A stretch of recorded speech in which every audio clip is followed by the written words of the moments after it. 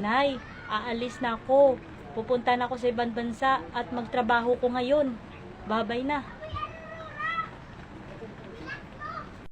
Sige nak, Mary, mag-iingat ka dyan palagi sa trabaho nyo. Babay na.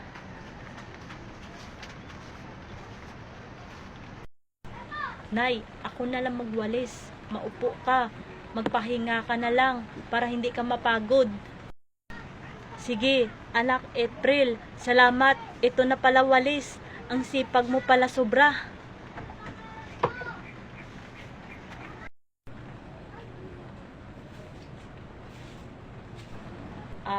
Nay, kumain ka na. Ito na pinaglutoan kita ng sinigang manok. Salamat anak ko April, ang bait mo pala.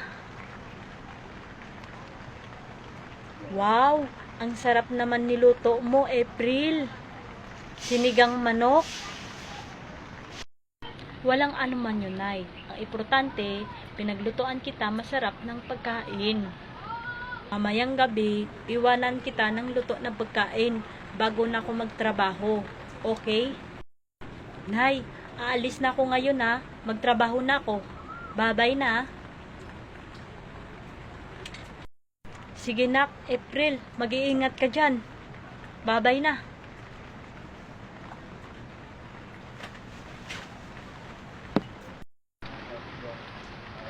Nay?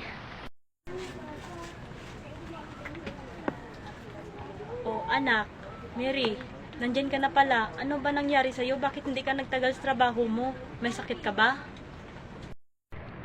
Pasensya na Nay. Hindi ko na pala kaya magtrabaho sa ibang bansa. Okay. Sige anak ko Mary, magpapahinga ka na lang dyan. Ikaw na lang magbabantay dito sa bahay. Bantayan mo na lang kakambal mo si April.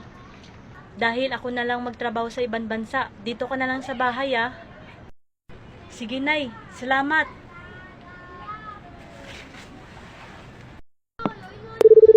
Ay, may nagtawag na agency sa ibang bansa.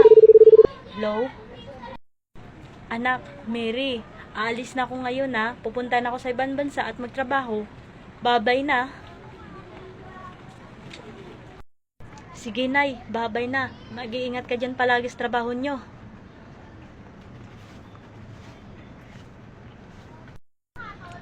Kambal ko pala Mary. Nandyan ka na pala? Oo April, nandito na ako. Pinaglutoan lang kita ng adobong manok. Kumain ka na. Pagkatapos ka na kumain, matulog ka na, magpapahinga ka na. Kasi galing ka na sa puyat sa trabaho mo. Okay? Maraming salamat Mary. Ang bait mo pala.